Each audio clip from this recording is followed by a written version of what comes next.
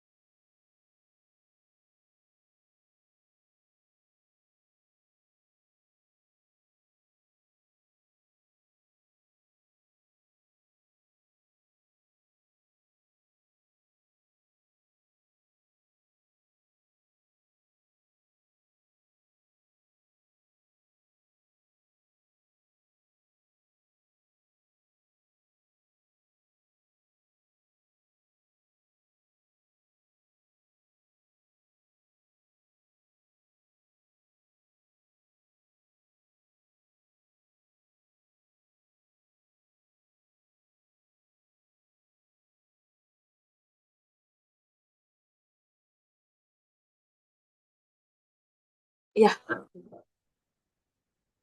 oke. Teman-teman di online mungkin apakah kedengaran suaranya? Oke,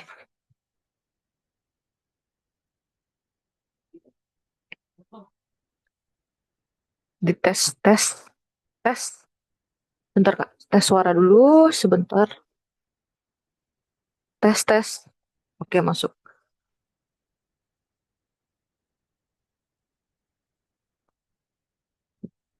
Oke, selamat malam teman-teman semua. Teman-teman yang di online juga selamat malam gitu ya. Malam ini kita kumpul sama-sama untuk ngadain kelas Bittersweet Memories in Design Experience di episode yang ke-41 gitu ya. Kali ini kita bersama dengan Pak Stanley dan juga Bu Susi yang datang malam hari ini gitu ya. Em, Sebenarnya memang Bittersweet ini adalah kelas yang memang kita sering adakan gitu ya setiap bulannya, kadang sebulan sekali, kadang 2 bulan sekali kita mengundang rekan-rekan yang menginspirasi sih kalau kita bilangnya di bidang arsitektur ataupun di bidang yang memang bidang desain dan kreatif gitu. Nah, mungkin sedikit perkenalan sedikit. Nama saya Jocelyn gitu ya. Saya akan menjadi host juga juga memimpin kegiatan malam hari ini gitu ya. Jadi nanti kalau misalnya ada pertanyaan atau ada butuh sesuatu atau mau ke toilet dan segala macam, mau ditanyain juga boleh gitu ya, teman-teman. Nah, mungkin sedikit perkenalan dulu gitu ya sebelum kita masuk ke kegiatan malam hari ini. Kami sendiri gitu ya di Omah Library, kami punya filosofi rumah gitu ya, kayak namanya Omah gitu ya, rumah bagi roh-roh yang gelisah atau kami sering nyebutnya restless spirits gitu. Yang bertujuan untuk menjadi wadah yang memfasilitasi akses literasi arsitektur dan juga menjadi titik temu antara mahasiswa, akademisi, dan praktisi. Kami juga di Omah Library selain mengadakan event-event kelas seperti ini, kami juga melakukan penulisan buku dan redaksi yang dilakukan oleh tim bersama-sama dengan semangat berbagi ilmu. Nah, melalui literasi kami juga mencoba untuk memulai diskusi yang menjawab berbagai tantangan yang ada tentunya di bidang arsitektur. Mulai dari pembahasan yang teori, sejarah, kritik, metode, investigasi, serta juga pengarsipan dan penelusuran karya-karya arsitektur. Nah, untuk kelas-kelas kami ataupun buku-buku kami, teman-teman juga bisa akses atau lihat gitu ya, arsipnya di website kami di omahlibrary.org gitu.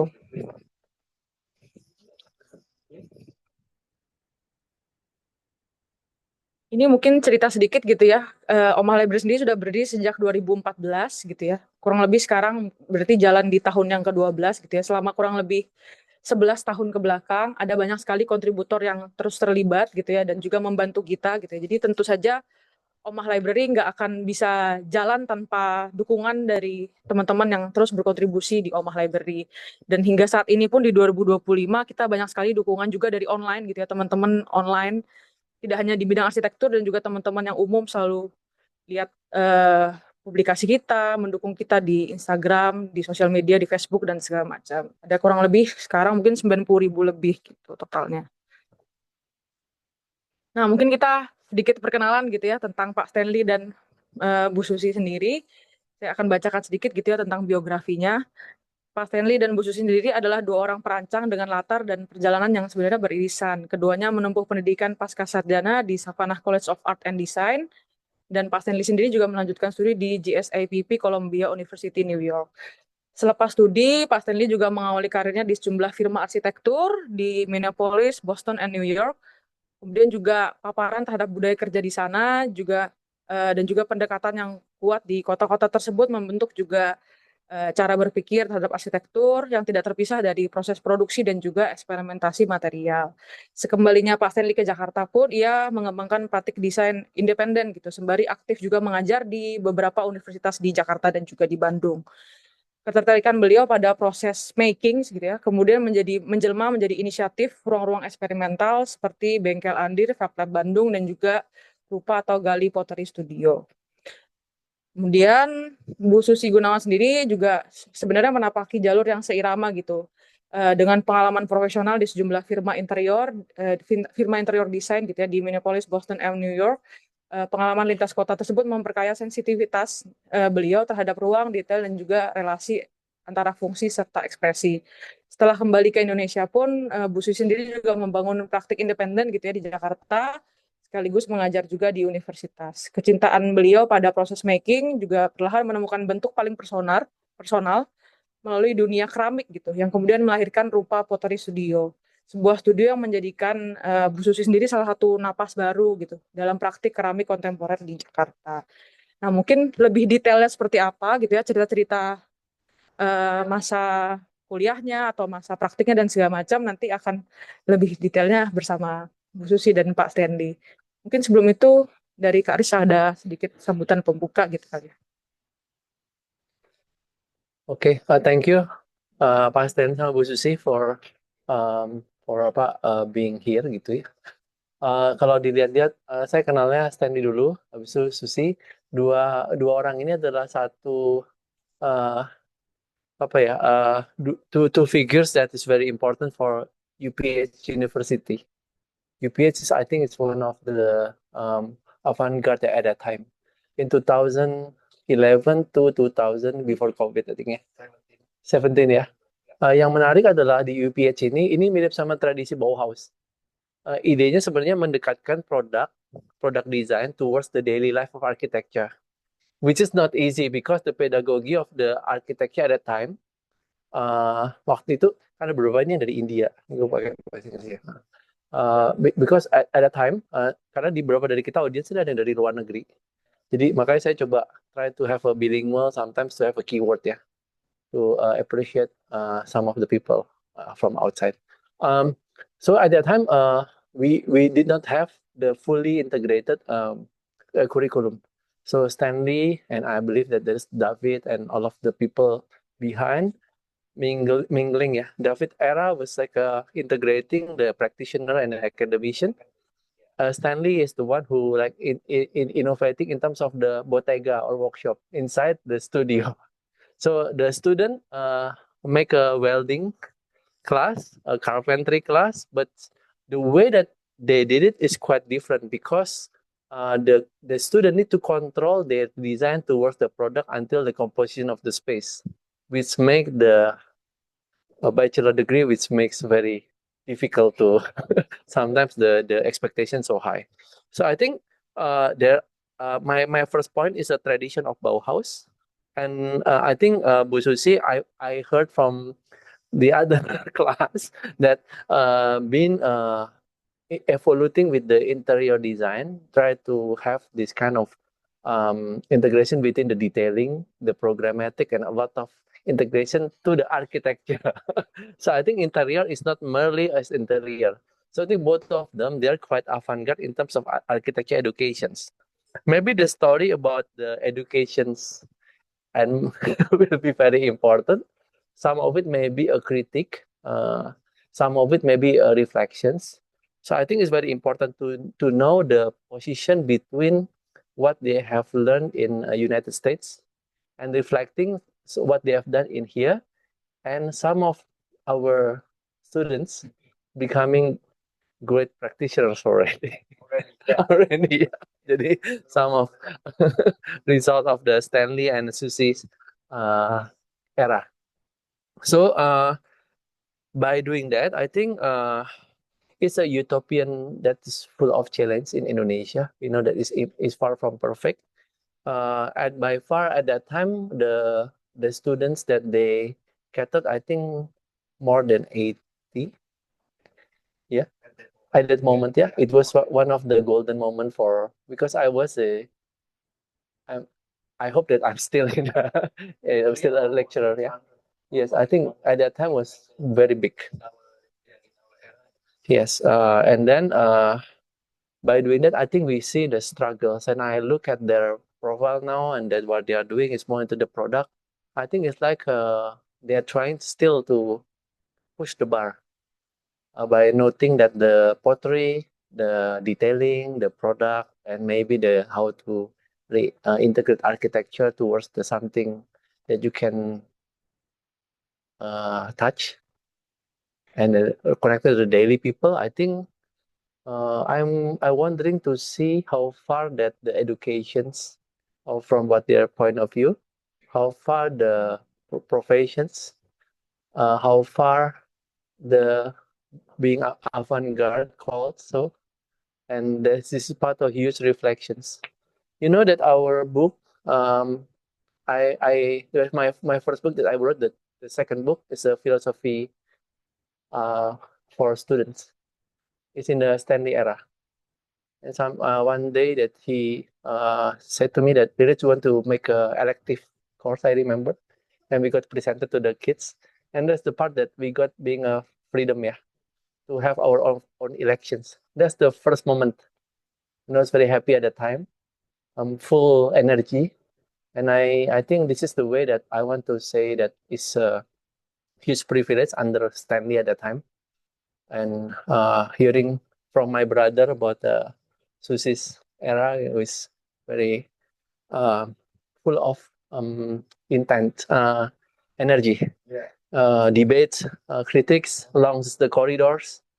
A lot of people got the enlightenment in a various way. In the most United States, Japan, whatever, the culture is very mixed amongst the lecturer. At the time, it's a purely, it looks like chaos, but when you see the product, it's quite a high class. And they had a very good exhibition for UPH University. So I'm very grateful to be part of their team of educator. The way that I am right now is shaping by some of the belief that they have as a head of departments at that time. So that's the story about the practice. I heard Stanley's and the work. Even really, I just look at this, but Kevin Marklow has been noted some of the Stanley's work in some of the pavilion of the house.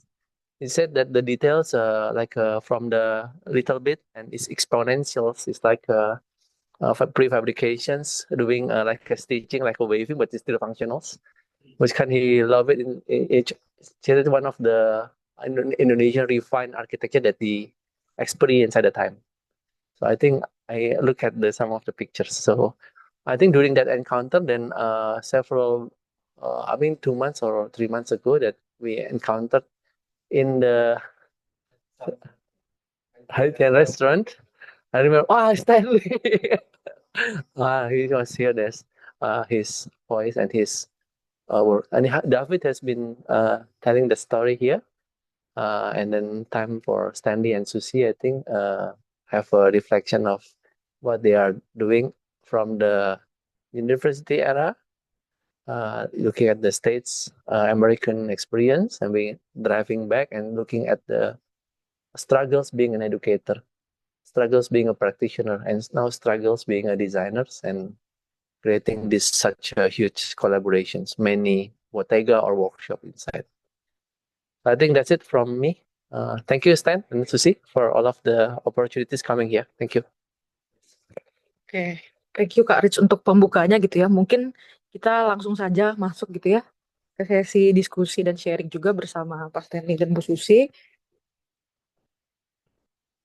Nah, kemarin ada request Pak Stanley untuk nampilin ini ya Pak? Iya, loop aja. Oke, saya loop. Ya. Ya. Ini ya. Sorry for not, I cannot pour all of the images.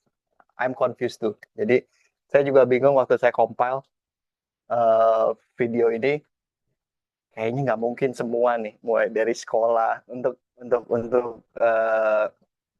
tadi Pak Rich bilang untuk mungkin teman-teman engaging sama jalan pikiran saya. Ya, jadi mungkin kita santai aja, casual aja. Jadi while video ini looping, nanti ada beberapa yang saya ingat, ada beberapa yang saya bisa recall, saya bisa tarik ke benang merahnya. Oke, mungkin saya mulai dari awal aja. Kenapa saya bisa berpikir seperti apa yang tadi diintroduce, dan kenapa saya bisa punya struggle dan challenge sampai sekarang tentang edukasi, bagaimana edukasi itu harus disampaikan, bagaimana arsitektur itu harus disampaikan melalui edukasi, bagaimana kita harus benar-benar bisa memisahkan pola pikir antara kita doing project dengan kita doing practice. Yang totally it's a really different, buat saya really different conduct sama different way of thinking when we doing project and we doing practice in any spectrum ya. mau itu buildings, mau itu furniture, mau itu jewelry, mau itu pottery, mau itu anything. Jadi mungkin saya mulai dengan tadi we make things, basically jalan pikiran saya waktu awal saya sekolah S1 di Parahyangan, saya sadar gitu bahwa oh iya mereka bimbing saya untuk jadi arsitek. Arsitek yang seperti apa? Oh iya, we prepare drawings, ya kan? Mungkin ntar sama lah ya. Ada beberapa saksi hidup saya juga di sini, living testimony saya, bekas kita peers lah. Saya nggak pernah nganggap itu murid atau itu apa bekas student, tapi semuanya peers. Jadi kita dididik mungkin di awal sadar betul bahwa we produce things yang namanya bangunan, terus kita dihajar terus di awal itu kayak gambar. Ya gambar harus benar ini itu menyampaikan informasi harus benar ini itu. Tapi kita juga at the same time kita bingung kayak ini sebetulnya buat apa ya gambar ya? Kan tujuan gambar itu kan beda-beda ya. Ada yang buat kontraktor, ada yang buat ngasih tahu tukang, ada yang ngasih tahu apa klien, ada yang ngasih tahu coach, ada yang ngasih tahu ke pemerintah, ini lewat nih, nggak bisa begini, ini ketinggian, beda-beda. Apa entity sama entitled drawing ya. Nah, itu yang kita tahu. Oh ya, kita pokoknya belajar semua untuk menghasilkan satu bangunan namanya building. Begitu saya keluar, saya nggak langsung sekolah di mana saya belajar desain. Keluar dari university di Indonesia, saya kerja sebentar di BSD. Waktu itu BSD masih Jalan Serpong. Iya, villa namanya ada Villa Melati Mas, BSD, terus yang masih grup Ongko gitu ya. Terus ada BSD Sentra. Lah, pokoknya satu-satunya mall BSD gitu. Jadi saya praktis di situ, tapi saya bukan ngerjain. Saya bukan ngerjain. Saya kerja di developer, ya di Ciputranya juga di anak perusahaannya, tapi saya bukan ngerjain eh, basically desain, tapi saya ngerjain itu apa coordinating site. Jadi eh, gambar kerja yang dikasih ke kita oleh desainer sama kita dibagi lagi, diplot lagi tuh couplingnya, karena ada yang lebih, ada yang kurang, ada yang nyisa. Jadi coupling tuh sama sama site tuh nggak akurat gitu.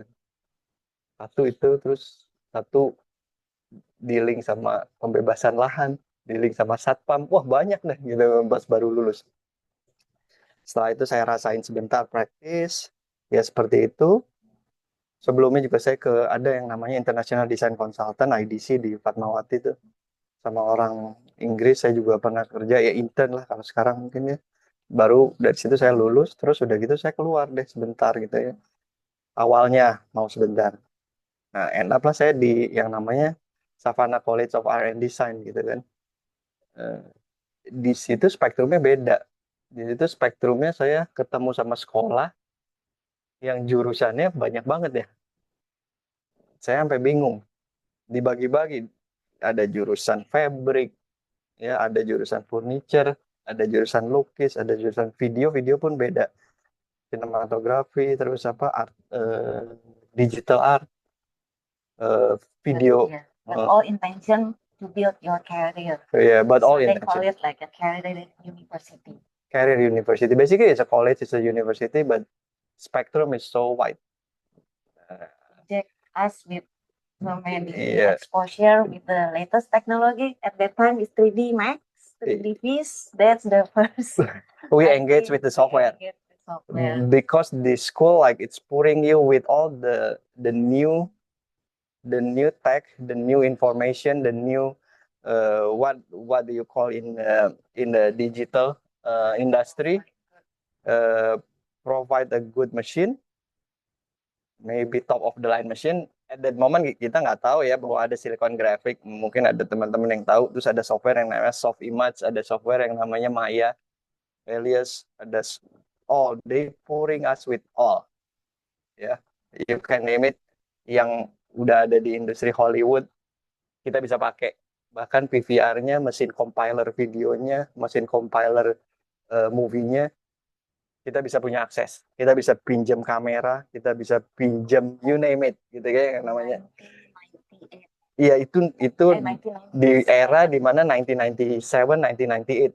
Jadi teman-teman bisa bayangin, intinya adalah kenapa mereka nyediain itu supaya kalau kita keluar dari situ kita bisa kerja. Oh, gue pernah pakai nih mesin. Itu yang orang cinta banget. Teknologi. Iya, So that time is very easy to to find a job. find a job. As long Jadi as you have that skill. MX3 atau 2? 3D Fish. Fish masih namanya. Yeah. One. Jadi Yeah, back to pun 3D Fish. cat MX pun again. cat pun masih data cat. Yeah. Iya, data cat. Microstation. Microstation, Bentley. Pokoknya itu exposure kita. Mungkin kalau yang grafik tahu yang namanya director, ya Flash dulu awalnya. Terus sekarang nggak tahu udah kemana. Sekarang udah CapCut dan yang lain-lain, udah aplikasi udah banyak banget. Tapi at the moment BIM pun mungkin baru bergerak, Revit belum ada bahkan, baru bergerak di MicroStation, iya, dan ada architectural desktop lah, something like database CAD thing.